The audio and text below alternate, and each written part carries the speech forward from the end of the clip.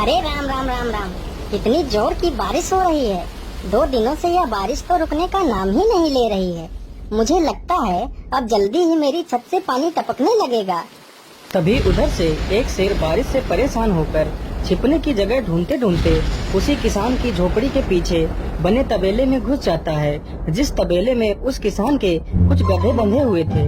अंधेरा ज्यादा होने के कारण शेर गधों को देख नहीं पाता है और उन्हीं के बीच जाकर खड़ा हो जाता है।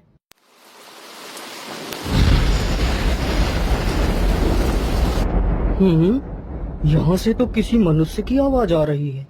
चलो चुपचाप बैठा रहता हूँ, जैसे ही यह आदमी मेरे करीब आएगा मैं इसे खा लूँगा। हाय हाय हाय, यह बारिश कब रुकेगी? ऊपर से यह टपका भी आ गया। अब मैं क्या करूँ? इस टपके से कैसे बचूं? इतना तो डर मुझे शेर और बाघ से भी नहीं लगता है जितना डर मुझे इस टपके से लगता है। अरे यह टपका कौन है? मुझे लगता है यह टपका तो मुझसे भी ज्यादा खतरनाक है। तभी तो यह आदमी शेर और बाघ से ज्यादा इस टपके से डर रहा है। चलो जल्दी से मैं यहाँ से निकल लेता हूँ, नहीं तो कहीं टपका ने मुझे देख लिया तो मेरी खैर नहीं। ओहो, अब मैं इस टपका से कैसे बचूं? चलो जल्दी से मैं अपनी मौसी के घर चला जाता हूँ।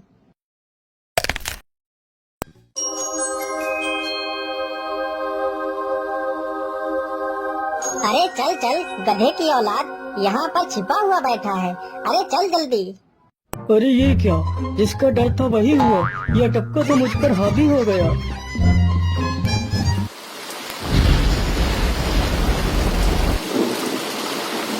कैसे बचूं, कैसे बचूं? इस टपका से मैं कैसे बचूं? हे भगवान मेरी सहायता करो, मुझे इस टपका से बचाओ।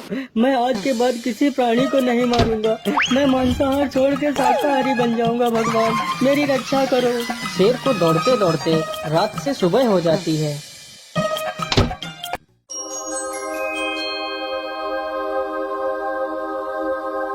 अरे देखो देखो, यह तो शेर की सवारी कर रहा है।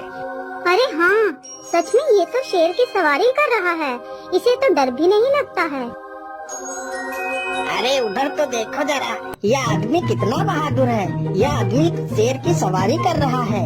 जिस शेर को देखकर हमारी धोती आगे से गीली और पीछे से पीली हो जाती है, यह तो उसकी सवारी कर रहा है। ये गांव के लोग भी ना पागल हो गए हैं जो इस गधे को शेर। अरे बाप रे, यह तो सच में एक शेर है। हे भगवान मेरी रक्षा करो, शेर तो मुझे खा ही जाएगा। राम राम राम राम राम, अब क्या होगा? इस शेर से कैसे बचूं? अरे यह तो एक बरगद का पेड़ है। यही अच्छा मौका है, जल्दी से इस बरगद की जड़ पकड़कर ऊपर चढ़ जाता हूँ।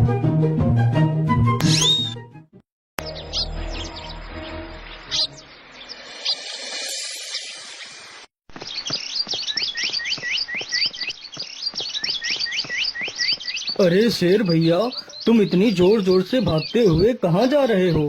आप तो बहुत डरे हुए लग रहे हो। आप तो जंगल के राजा हो, आपको किसका भय है?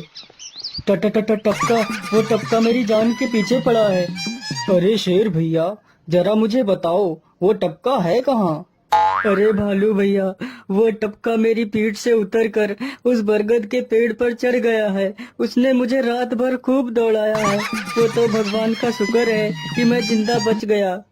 चलो शेर भैया, मुझे उस टपके के पास ले चलो, जरा मैं भी तो देखूं आखिर ये टपका है कौन।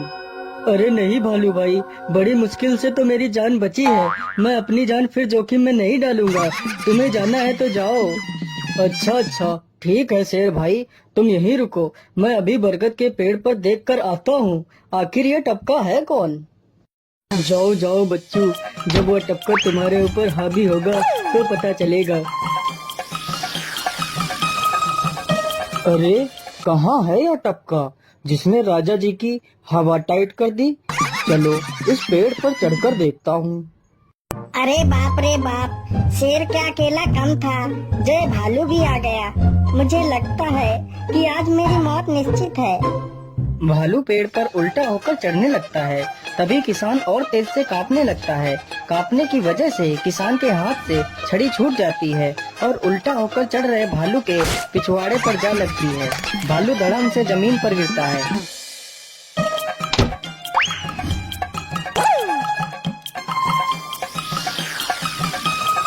मुझे लगता है अब शेर और भालू दोनों भाग गए हैं। चलो अब जल्दी से यहाँ से निकल लेता हूँ।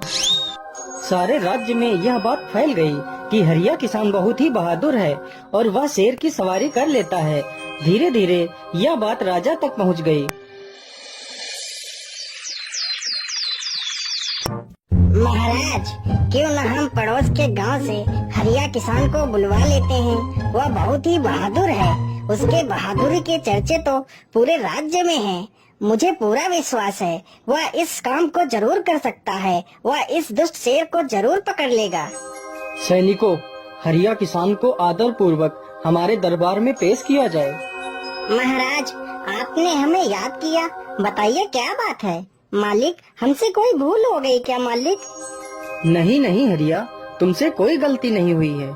यह कुछ लोग पड़ोस के गांव से आए हैं। इनका कहना है कि इनके गांव में कोई दुष्ट शेर आ गया है जो इनके पशुओं को उठाकर ले जाता है और उन्हें मारकर खा जाता है। हमने तुम्हारी बहादुरी के बहुत सारे किस्से सुने हैं। तुम बहुत ही बहादुर हो, इसलिए मैं तुम्हें उस शेर को पकड़ने की ये जिम्मेदारी सौंपता हूँ।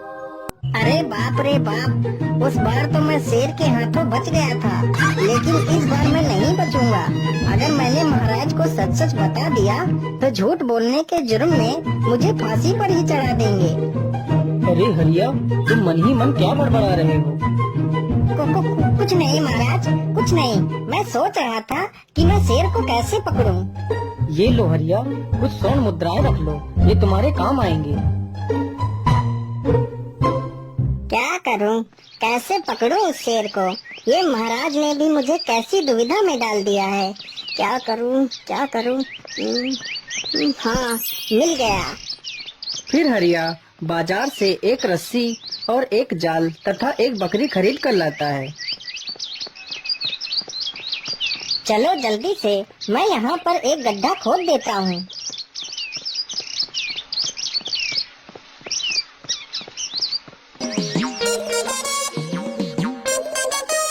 गड्ढा तो खोद दिया। चलो अब जल्दी से इस बकरी को रस्सी से बांध देता हूँ। हरिया ने बकरी को रस्सी से बांधकर गड्ढे में खड़ा कर दिया और जाल को लेकर पेड़ की डाल पर बैठ जाता है। थोड़ी ही देर बाद जब बकरी को भूख लगती है तो वह चिल्लाने लगती है। अरे, यह तो बकरी के चिल्लाने की आवाज है, लेकिन यह आवाज आ कहां से रही है? आसपास तो कोई नहीं दिख रहा है। मुझे लगता है यह आवाज उस पेड़ के पास से आ रही है। चलो चलकर देखता हूँ।